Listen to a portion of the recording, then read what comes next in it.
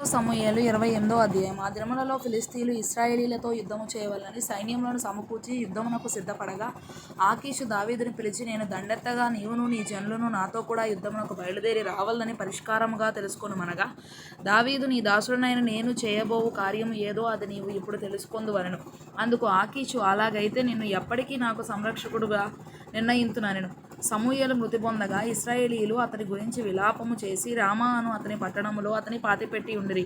మరియు సౌలు కర్ణపిశాచము గల వారిని, చిల్లంగి వారిని దేశంలో నుండి వెళ్ళగొట్టి ఉండెను. ఫిలిష్తీయులు దండెత్తి వచ్చి షూనేములో దిగగా సౌలు ఇశ్రాయేలీయులందరినీ సమకూర్చెను. వారు గిల్బోవలో దిగిరి. సౌలు ఫిలిష్తీయుల దండును చూచి మనస్సునందు భయకంపము నొంది యెహోవా యొద్ద విచారణ చేయగా, యెహోవా స్వప్నము ద్వారానైనను ఊరీము ద్వారానైనను ప్రవక్తల ద్వారానైనను ఏమీ సెలవీయకుండెను. అప్పుడు సౌలు, నా కొరకు మీరు కర్ణపిశాచము గల యొక్క స్త్రీని కనుగొనుడి, నేను పోయి దాని చేత విచారణ చేతురని తన సేవకులకు ఆజ్ఞ ఇయ్యగా, వారు చిత్తము ఏందోరులో కర్ణపిశాచము గల యొక్కతే ఉన్నదని అతనితో చెప్పిరి. కాబట్టి సౌలు మారువేషము ధరించి వేరు బట్టలు తొడుగుకొని ఇద్దరు మనుషులను వెంటబెట్టుకొని పోయి రాత్రివేళ ఆ స్త్రీ యొద్దకు వచ్చి, కర్ణపిశాచము ద్వారా నాకు శకునము చెప్పి నాతో మాట్లాడుటకై నేను నీతో చెప్పువాని రప్పించుమని కోరగా, ఆ స్త్రీ, ఇదిగో సౌలు చేయించినది నీకు తెలిసినది కాదా? కర్ణపిశాచము గల వారిని, చిల్లంగి వారిని అతడి దేశంలో ఉండకుండా నిర్మూలము చేసిన గదా. నీవు నా ప్రాణము కొరకు ఉరియొగ్గి నాకు మరణమేలా రప్పింతువు అని అతనితో అనెను. అందుకు సౌలు, యెహోవా జీవము తోడు, దీనిని బట్టి నీకు శిక్ష ఎంతమాత్రమును రాదని యెహోవా నామమున ప్రమాణము చేయగా, ఆ స్త్రీ నీతో మాట్లాడుటకై నేనెవరిని రప్పింపవలనని అడగగా, అతడు సమూయేలును రప్పింపవలననెను.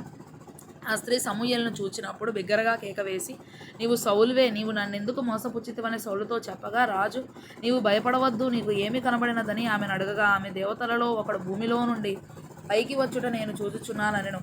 అందుకతడు ఏ రూపముగా ఉన్నాడని దానిని అడిగినందుకు, అది దుప్పటి కప్పుకొనిన ముసలివాడు ఒకడు పైకి వచ్చుచున్నాడనగా, సౌలు అతడు సమూయేలు అని తెలుసుకొని సాగిలపడి నమస్కారము చేసెను. సమూయేలు, నన్ను పైకి రమ్మని నీవెందుకు తొందర పెట్టితివని సౌలును అడగగా, సౌలు, నేను బహుశ్రమలోనున్నాను, ఫిలిష్తీయులు నా మీదికి యుద్ధమునకు రాగా దేవుడు నన్ను ఎడబాసి ప్రవక్తల ద్వారానైనను స్వప్నముల ద్వారానైనను నాకేమీ సెలవీయక ఉన్నాడు.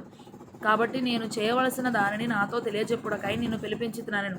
అందుకు సమూయేలు, యెహోవా నిన్ను ఎడబాసి నీకు పగవాడు కాగా నన్ను అడుగుట వలన ప్రయోజనమేమి? యెహోవా తన మాట తన పక్షముగానే నెరవేర్చుచున్నాడు. నా ద్వారా ఆయన సెలవిచ్చి ఉన్నట్టు నీ చేతి నుండి రాజ్యమును తీసివేసి నీ పొరుగువాడైన దావీదునకు దానినిచ్చి ఉన్నాడు. యెహోవా ఆజ్ఞకు నీవు లోబడక అమాలేకీల విషయంలో ఆయన తీక్షణమైన కోపము నెరవేర్చకపోయిన దానిని బట్టి యెహోవా నీకు ఈవేళ ఈ ప్రకారముగా చేయుచున్నాడు. యెహోవా నిన్నును ఇశ్రాయేలీయులను ఫిలిష్తీయుల చేతికి అప్పగించును.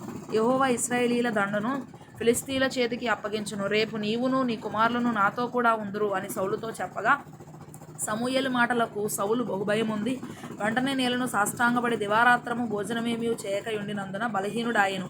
అప్పుడు ఆ స్త్రీ సౌలు దగ్గరకు వచ్చి అతడు బహుగా కలవరపడుట చూచి, నా ఏలినవాడా, నీ దాసినైన నేను నీ ఆజ్ఞకు లోబడి నా ప్రాణము నా చేతిలో పెట్టుకొని నీవు నాతో సెలవిచ్చిన మాటలను విని అట్లు చేసితిని. ఇప్పుడు నీ దాసినైన నేను చెప్పు మాటలను ఆలకించుము. నేను నీకు ఇంత ఆహారం వడ్డించుదును. నీవు భోజనము చేసి ప్రయాణమైపోవుటకు బలము తెచ్చుకొనుమని అతనితో చెప్పగా, అతడు ఒప్పక భోజనము చేయననెను. అయితే అతని సేవకులు ఆ స్త్రీతో ఏకమై అతని బలవంతము చేయగా, అతడు వారు చెప్పిన మాట ఆలకించి నేల నుండి లేచి మంచం మీద కూర్చుండెను. తన ఇంటిలో క్రొవ్విన పెయ్య ఒకటి ఉండగా ఆ స్త్రీ దాన్ని తీసుకొని త్వరగా వధించి పిండి తెచ్చి పిసికి పులుసులేని రొట్టెలు కాల్చి తీసుకొని వచ్చి సౌలునకును అతని సేవకులకును వడ్డించగా, వారు భోజనము చేసి లేచి ఆ రాత్రి వెళ్ళిపోయిరి.